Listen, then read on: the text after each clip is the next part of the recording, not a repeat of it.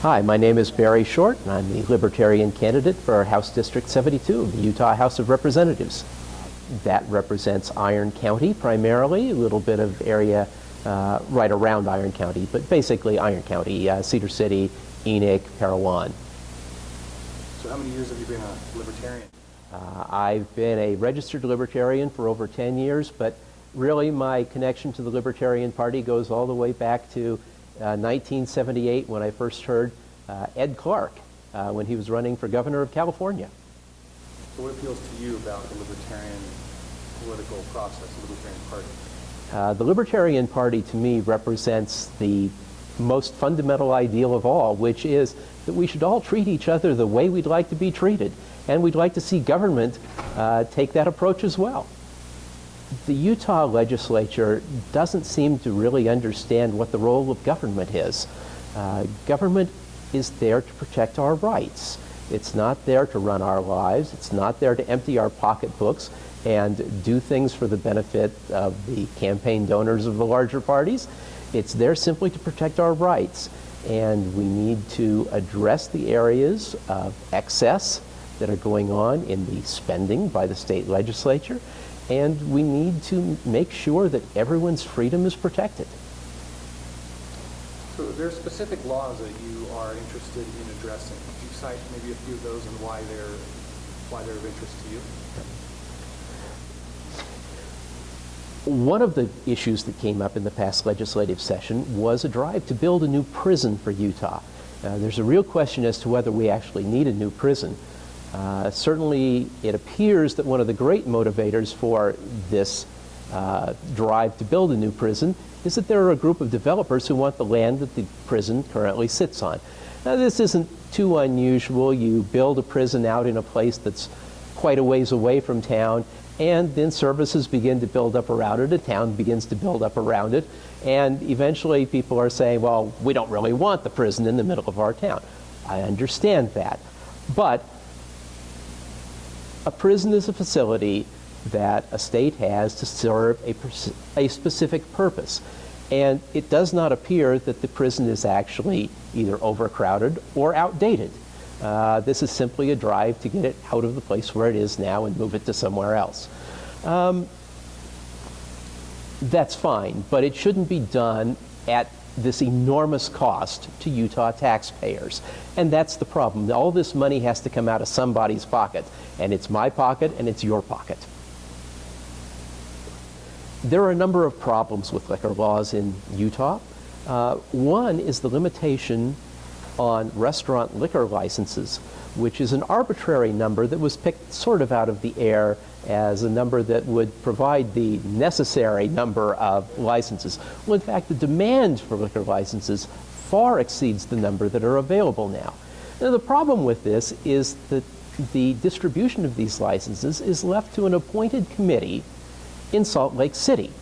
Well, there's a whole lot more to this state than Salt Lake City, and it shouldn't fall to this unelected committee to determine whether a restaurant 200 miles away should be allowed to have a liquor license or not.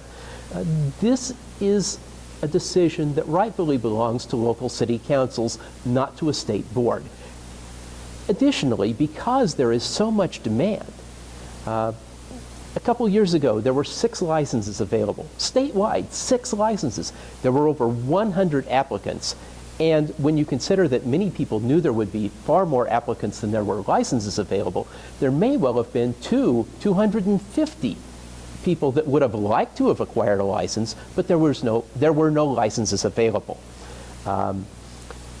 Imagine if we simply allowed all of these local city councils to decide whether or not they want to allow an additional restaurant liquor license.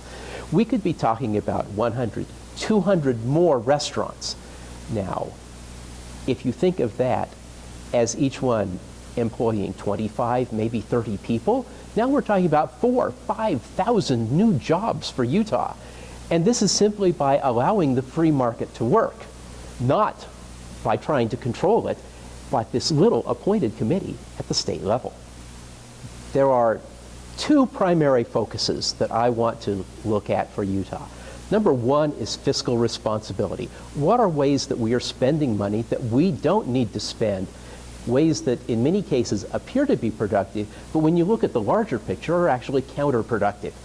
And the other thing that I want to do is look at jobs. We have an opportunity here to create many, many new jobs for Utah by simply getting government out of the way with its unnecessary regulation. And these are the things that I want to accomplish in the legislature. Can you cite any specifics where we're wasting large amounts of money, apart from the prison and other aspects? One very interesting place where we spend an enormous amount of money for no particularly good reason is in the Governor's Office of Economic Development. Well, it sounds like a great program, doesn't it? It's economic development. Well, what it really is money that's allocated to the governor at his discretion to give to businesses in other states to convince them to move to Utah. Well, okay, that still sounds kind of good because they're bringing in jobs. Well, there's a problem, of course, which is that governors in other states are giving money to businesses here to move to their states. So that's really kind of a zero-sum game. And the other thing that's a real problem here is that you bring in businesses that are competing with existing businesses in Utah. So in fact, while it appears that you're creating jobs, you're actually destroying other jobs at the same time. And what it comes down to is government picking winners and losers. And we in the Libertarian Party think that the government picking winners and losers is wrong. We want the free market to work. We want you, the consumer, to determine who's the winner and who's the loser. Barry, please tell us about the hotel bill. Yes, what the legislature passed this year was to begin a project to try to attract a new convention center hotel to downtown Salt Lake City. And what they propose to do is offer $75 million in tax credits to some corporation to come in and build this new hotel. Now, the case that they make is that the Salt Palace is not used enough of the time, and that they think by having this new hotel that would help them attract some different conventions. Well, the thing is, they've got that backwards. What you want to do is attract conventions, because if you attract conventions, then someone will want to build the hotel, and we won't have to provide any sort of tax incentive for them to do it. What you could do is you could perhaps hire someone to be a promoter for the convention center and pay them to actually bring conventions in. And that would solve the problem without spending 75, which is actually probably 150 million consumer tax dollars to support an out-of-state corporation coming in and building this thing. Here's the other thing about it. Even if you think that's a good idea, this should be done at the city or at most county level, not at the state level. This isn't a state issue. This is a local issue. And the state needs to stay out of it and not put the people who live all across the state of Utah on the hook for this money. You say it would be 75 million, but then you said over 100 million. Why would that be the case? Well, because while they're offering $75 million in tax incentives to the new hotel coming in, they've also acknowledged that they're going to have to provide some tax incentives and other benefits to the hotels that are already there that are going to lose business to a new hotel coming in. And so you're actually paying people for harming them while you're paying somebody else to come in and do the harming. This seems, I don't know, what's the best word? Crazy? All right, I've got one last question for you. Education. Education.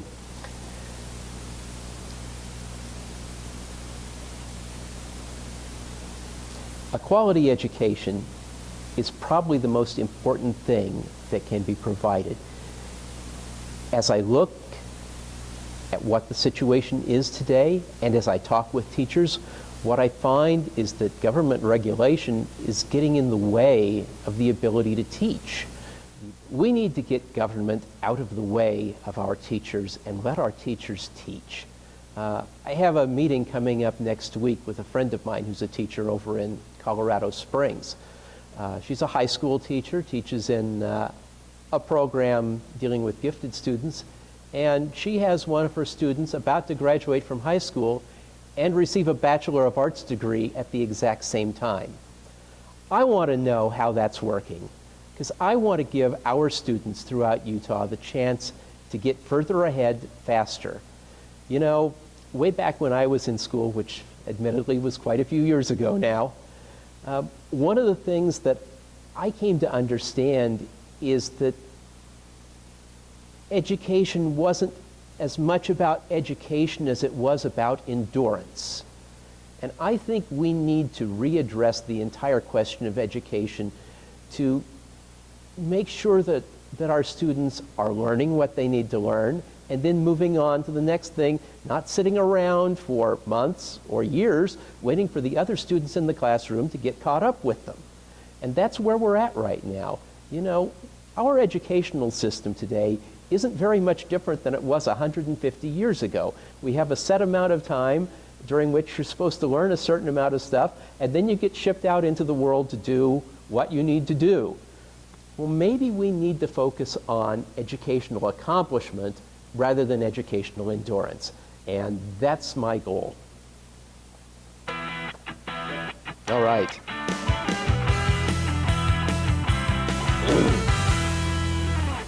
There are a number of problems with liquor.